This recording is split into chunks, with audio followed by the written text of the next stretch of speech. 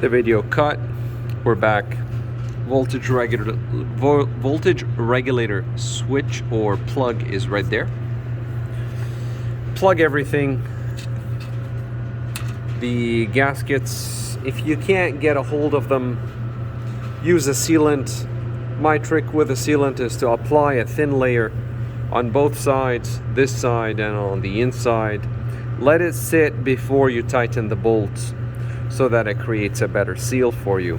And don't use a lot of sealant. Clean this up thoroughly. Use a thin layer of sealant on both ends. Clean this up as well because that could cause leaks. You don't want to revisit this for a while. Depends on how long you plan to keep the car, but you don't want to visit this for a while. Glow plugs are broken as I shown earlier. My job today was to remove the 18 bolts that are holding these two manifolds into the car. Manifolds are really dirty. I put the bolts back when I removed them so you can see, just so I'll keep track of them, and I'm gonna take a picture just so I'll know where everything goes, because there are different length bolts and different shape bolts, so I'm looking into that.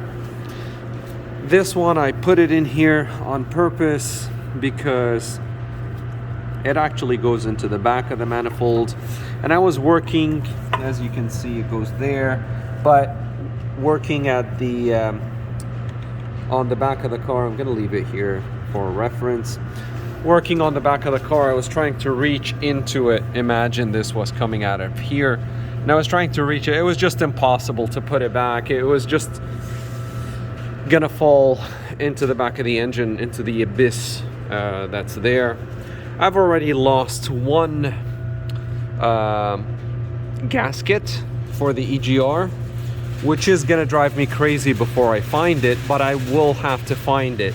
It's somewhere in there, and I've used boroscope camera. I've dropped the under the belly pan or the belly cover. I've tried magnets.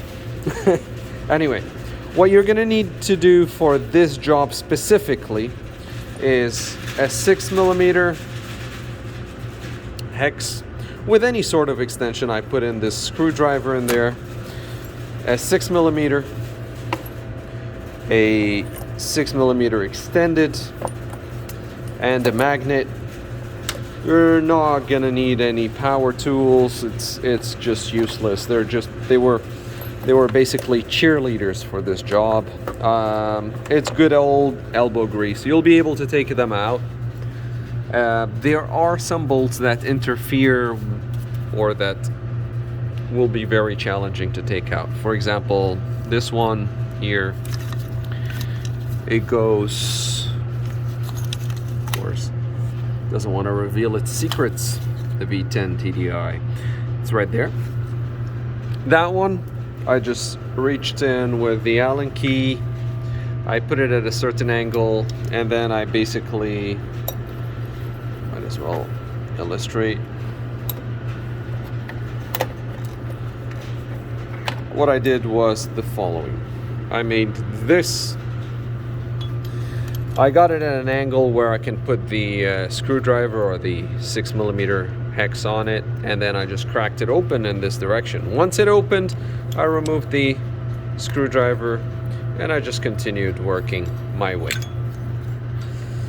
Now, as you can see, this was about to fall into the engine, so make sure you have everything plugged. Oil filter housing and all 10 cylinders.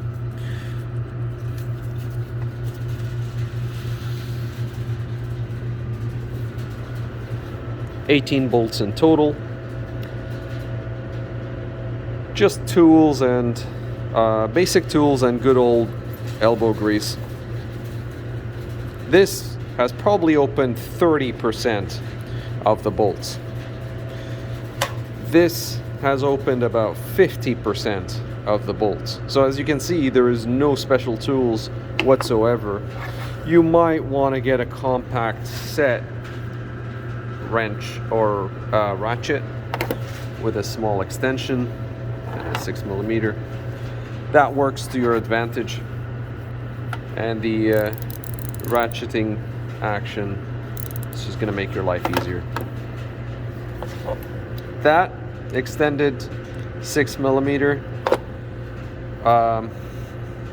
I just used it for ease, but it probably opened 1 or 2 bolts out of the 18 here. In any case, we're getting closer to removing the alternator. The alternator is right there. You can see it a little more clearly. The fuel lines need to go. I don't know if there's a fuse that I need to remove or not, but I want to check before I go ahead and I remove everything. As you can see, I'm not in a hurry for the car. I'm taking my time, and I'd like to find out where that leak is coming from. I already got a tandem pump seal, which I will be replacing anyway. But it seems like the leak is coming from the passenger side somewhere. Or sorry, the driver's side somewhere. It's not the passenger side. Not sure where it is, but I'll be sure to check this